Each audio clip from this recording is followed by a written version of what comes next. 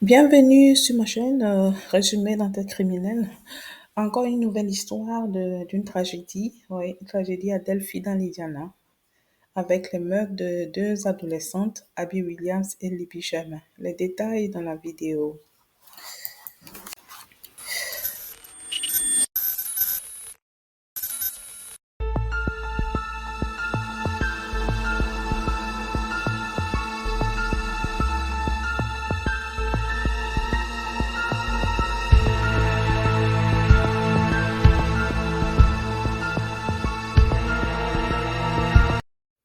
Coucou, bienvenue sur ma chaîne Résumé d'enquête criminelle. Je reviens avec une nouvelle histoire.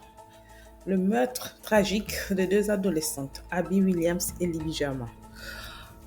Lorsque les deux adolescentes, Abby Williams et Libby Sherman, ont été tuées à Delphi dans l'Indiana en 2017, les autorités ont ouvert une enquête pour homicide. Malgré la découverte d'une vidéo du meurtrier sur le téléphone de Libby, les enquêteurs ont été menés dans l'impasse pendant plusieurs années. Cependant, cela a finalement permis aux forces de l'ordre d'appréhender l'auteur des faits, un homme du coin nommé Richard Matthew Allens. Richard Matthew Allen a été placé en détention des années après avoir tué les deux adolescentes. Né en septembre 1972, Richard Matthew Allen aurait croisé Libby Sherman, 14 ans, et Abby Williams, 13 ans, lors de l'après-midi funeste du 13 février 2017, près du pont Monon Heights à Delphi dans l'Indiana. Avant de tuer les deux amis, il a été filmé par le téléphone de Libby et sa voix disant en bas de la colline a également été enregistrée en fait. Il a jeté le corps des deux adolescents dans une zone accidentée près d'un sentier de randonnée où ils ont été retrouvés le lendemain. Les deux corps ont été retrouvés le lendemain. Wow. 3 jours après le meurtre, Richard a déclaré se trouver à proximité de la scène du crime le jour des meurtres et a affirmé avoir vu les 3 filles. Les 3 filles, il n'y a que Libby et Abby. Donc c'est bizarre qu'il parle de 3 filles finalement. Il dit qu'il a vu 3 filles. Parvenant à échapper aux soupçons. Il s'est caché à la vue de tous pendant des années. À l'époque, il travaillait au magasin CVS local comme technicien en pharmacie et avait également aidé à traiter des photos pour la famille de Libby sans les inculper. Wow.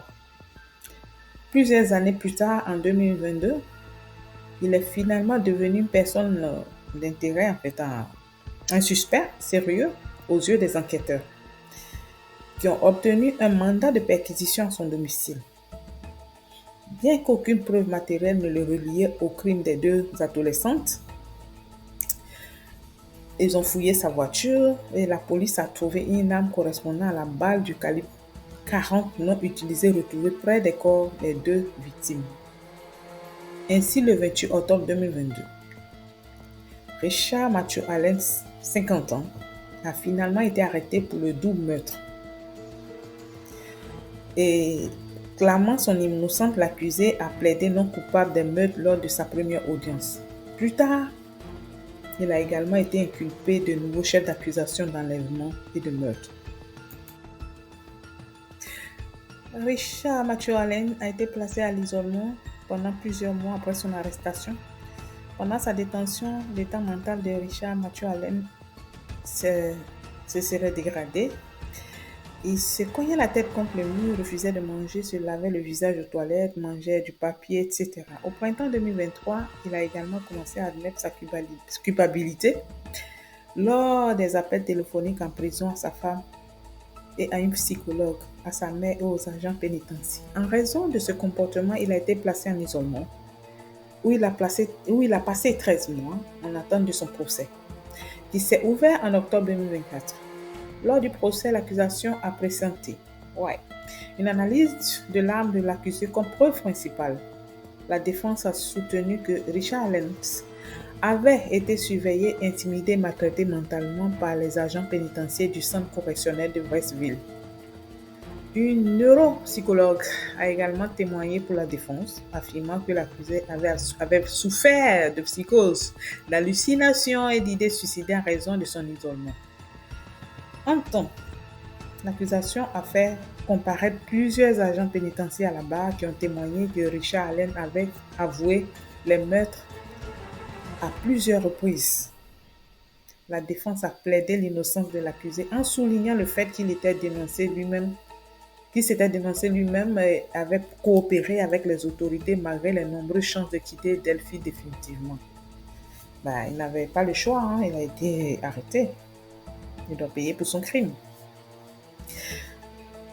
Ils ont même également affirmé que les marquages sur les cartouches ne permettaient pas finalement de prouver réellement que les balles provenaient de l'arme de Richard Allen. Malgré tous les efforts de la défense, le jury a rendu un verdict défavorable après plusieurs semaines de procès et 4 jours de délibération. Le 11 novembre 2024, il a été reconnu coupable du meurtre d'Abigail Abby Williams et de Liberty Libby Sherman en 2017. Richard Matthew Allen est actuellement incarcéré dans un établissement pénitentiaire de l'Indiana. Environ un mois plus tard, le juge a statué sur le sort de Richard Allen le 20 décembre 2024. Pour ces meurtres, il a été condamné au total de 130 ans de prison, soit 65 ans pour chaque meurtre. Selon les archives, les autorités ont été priées de prendre en compte les 760 jours de prison déjà purgés après son arrestation initiale et d'ajuster leur peine. Le tueur est resté imperturbable, l'air impassible à l'annonce de la peine. Une ordonnance de confidentialité avait empêché les familles de Libby et d'Abigail de commenter l'affaire pendant près de 8 ans. Lorsque cette ordonnance a été levée après le prononcé de la peine, les familles ont exprimé leur soulagement en remerciant les jurés et les enquêteurs pour leur aide, qui a permis aux meurtriers de recevoir la peine maximale pour les doubles meurtres. Finalement, il y a eu justice pour ces deux adolescentes qui avaient toute la vie devant elles. Et moi, j'aime bien les peines aux États-Unis parce que c'est à la hauteur des crimes commis. Je les félicite beaucoup parce que ça rigole pas là-bas en tout cas. En tout cas, chapeau et que ces deux gamines-là reposent en paix. Ça soulage aussi les familles quand il y a des peines comme ça parce que c'est pas facile pour ces familles-là de se reconstruire. Mais avec ce genre de peine et surtout quand justice est rendue, ça aide vraiment à guérir de ces drames-là. Voilà, c'est la fin de cette histoire vraiment triste. À très bientôt pour une autre histoire, pour un autre résumé d'enquête criminelle. Merci. Nous voilà à la fin de cette vidéo. Merci d'avoir regardé, d'avoir visionné. N'oubliez pas de vous abonner, n'oubliez pas de liker. Et à très très bientôt pour une autre vidéo. Merci.